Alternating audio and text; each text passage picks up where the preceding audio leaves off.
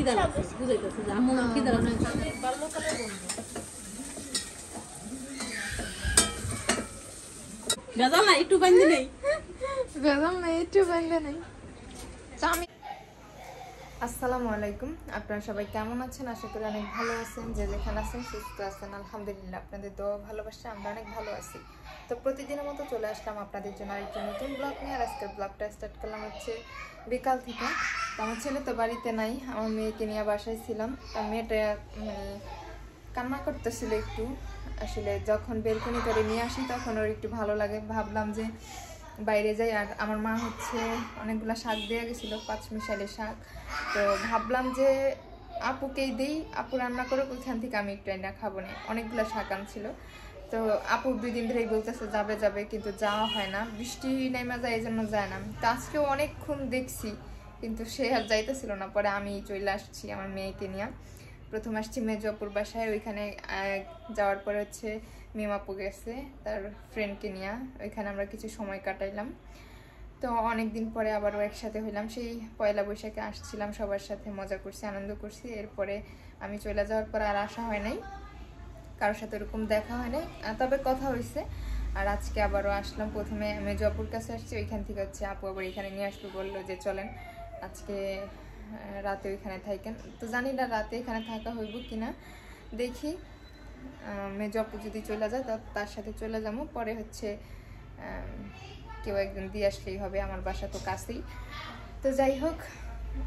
যতটুকু পারবো আজকের দিনটা আপনাদেরকে শেয়ার করবো আশা করতেছি আপনাদের ভালো লাগবে যদি আমার ভিডিও ভালো লাগে অবশ্যই সাবস্ক্রাইব করবেন লাইক করবেন কমেন্ট করবেন শেয়ার করবেন আর সম্পূর্ণ ভিডিওটা দেখবেন তো সাথে থাকুন ভিডিওটা দেখতে থাকুন অনেক দিন পরে মানে ভালো একটা সময় কাটলো কারণ বাসা থেকে আসার পর থেকে আমি আমার ঘর দুয়ার গুছানো নিয়ে ব্যস্ত ছিলাম এই কয়েকদিন তো ঘর দুয়ার এখনো হয়তো গুছানো হয়েছে কিছুটা বাকি আছে তারপরও অনেকটা ক্লিয়ার হয়ে আসছে আর ভাবি যে আসবো একটু আপুদের কাছে সেটাও আসা হয় না কারণ ঘরের কিছু কাজ থাকে যেগুলা করে আর কি সময় হয় না আবার যখন একটু সময় পাই তখন দেখা যায় বৃষ্টি নামে এখন হচ্ছে বৃষ্টি মাঝে মাঝে বৃষ্টি নেমে যায় এই জন্য আসতে পারি না তো গত পরশু দিনও আসতে চাইছিলাম অনেক বৃষ্টি নেমে গেছে আমার ছেলেকে রেডি করছিলাম মেয়েকে রেডি করছি ইভেন্ট আমিও রেডি হয়েছিলাম কিন্তু বৃষ্টির জন্য আসতে পারি নাই তো গতকালকে আবার আপু বলছিল যে আসবো তো আপু দেখলাম যে রেডি কিন্তু বৃষ্টি নামছে এই জন্য সেও যাইতে পারে নাই তো আজকে একটু রোদ ভালোই ছিল ভাবলাম যে শাকগুলো তো নষ্ট হয়ে যাবে নিয়ে যাই না তো আমারও খাওয়া হইব না তারও খাওয়া হইব না এই জন্য হচ্ছে শাকগুলো নিয়ে চলে আসছি তো যাই হোক এখান থেকে এনে এইখানে আসছি প্রথম মেজপুর কাছে তারপরে মিমাপুর কাছে তো কি করতেছি না করতেছি কিভাবে সময় কাটতেছে সবটাই আপনাদের শেয়ার করবো আশা করতেছি আপনাদের ভালো লাগবে যদি আমার ভিডিও ভালো লাগে অবশ্যই সাবস্ক্রাইব করবেন লাইক করবেন কমেন্ট করবেন শেয়ার করবেন আর সম্পূর্ণ ভিডিওটা দেখবেন অবশ্যই আমাদের সকলের জন্য দোয়া করবেন আমরা যেন ভালো থাকি সুস্থ থাকি আপনাদেরকে ভালো কিছু শেয়ার করতে পারি শার্ট সেলাই করে সুতার বান্ড নিয়ে আমি সেলে কিন্তু কোন কালার দিব আমি কই মিলেন আমার কাছে অনেক সুতা ছিল তারাই যায় নাই আর এলাইছস গাথন কই আর যায় না কিসা বাদাই না বলেন কই ওই রান্না করতে আর উড়াইলেন না ওটার উট পাখি ওটা আমার হুদাই ওই যে উডি কি নাম ছিলেন না না করে দিলাম কি করব কোন নষ্ট বন্ডি নষ্ট হলো বেড়াটা আছে ঠিকই করা আছে বৃষ্টি লেগে গেছে নষ্ট হলো বন্যায় গেলাম তুমি তেখানি পানি সবার মুরগি কি সুন্দর বাচ্চা নিয়ে করতেছে আর আমার মুরগির ডিমটা খাইয়া বিলাস করতে ওরা দাদির মুরগি দাদি গেল তো সাড়ে গেল কই বুঝতে না গেল কই সাড়ে গেল এনে দাঁড়াম ধরো কি করো যাচ্ছি সাক্ষী লাগে বাবার সাথে জীবনটা সমস্যা করে দিতে তাই না বাবা জীবন আমার কথা চিন্তা করে নাই তাই আমি করি না তো দেবর আমার দেবর আমি একটা কথা বলে শুনে তাই আমি কাজ করে দিতেছি আমার দেবরে 2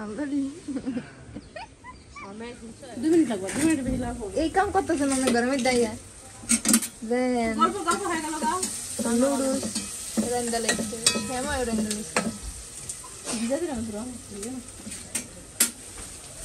আমি কই ঘরে যাইয়া করতেছি কি তো বাইরে যাইতেছে না আমি এসে সরি এটা কথা গড় করছে এই যে ঢুকছে বেশি জানা নাই 12 মিনিট হইছে গড় করছি ওটাই তো আমি কই এতক্ষণ করে কি হয় কইলো যে আমি ফল কাটটা নিয়ে এই ফল কাটতে তো এতক্ষণ সময় লাগার কথা না গরিব মানুষ ফল কম খাইছে সিরে তারপর মিনিট কম দিয়ে ফল খাইলো সবাই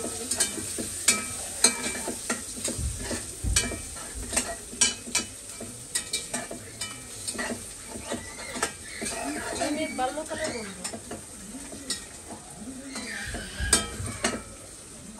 আমার বুড়িতে ঘুমাই গেছে কিন্তু গামনে দিতে এই কি করতে আমি রাখছি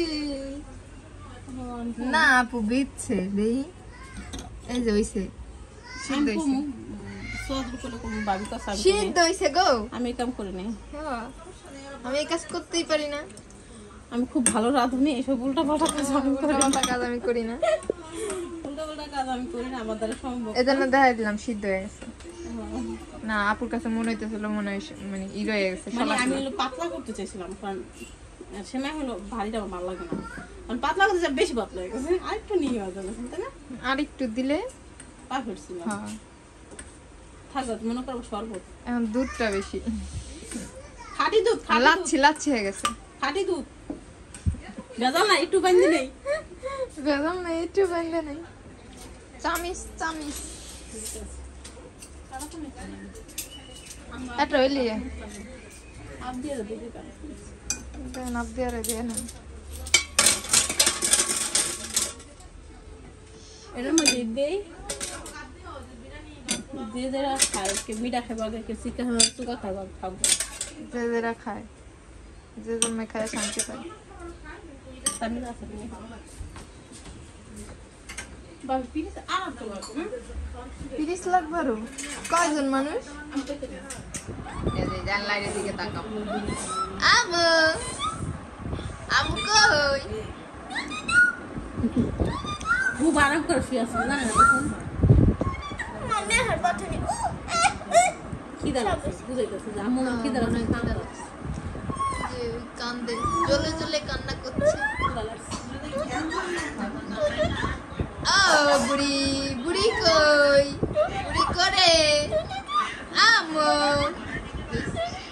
কি কষ্ট রে অন্যদিকে ঘুরে দিছে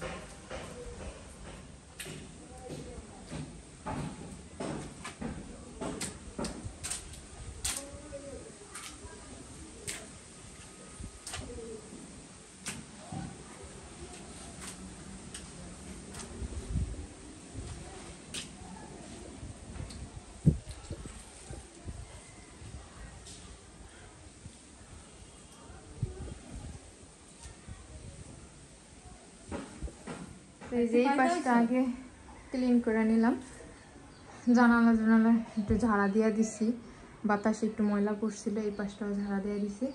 দুই পাশে হচ্ছে পর্দার কাপড় লাগাই দিতে হইব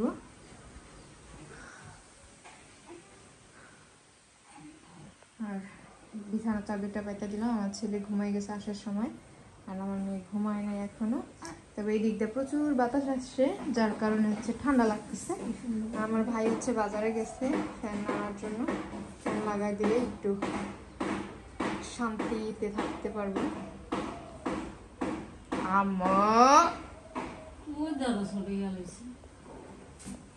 হ্যাঁ, জোরে ধাক্কা খেয়েছে না, আসলে আমার মেয়েকে ঠান্ডা জ্বরের অনেক ওষুধ খাওয়াচ্ছি, বাট কাজ হচ্ছে না। তো দেখি কি হয় সামনে দেখি। তবে কফগুলো অনেক বের হয়ে গেছে মনে হয়, যেই বুকে বাস্ত মনে হইতো অনেক কফ জমা, সেইখান থেকে অনেকটা কমে গেছে, হালকা হালকা আছে। আল্লাহ ভরসা এটাও কমে যাবে, যেহেতু চেষ্টা করতেছি কমানোর। সবাই আমার মেয়ের জন্য দোয়া করবেন, ও যেন তাড়াতাড়ি সুস্থ হয়ে যায়। পচামা, তুমি কেমন পচামা? সে খালি জামা কাপড় খায়, জামা কাপড় খাইতে তার অনেক বেশি পছন্দ। দেখেন কি করতেছে।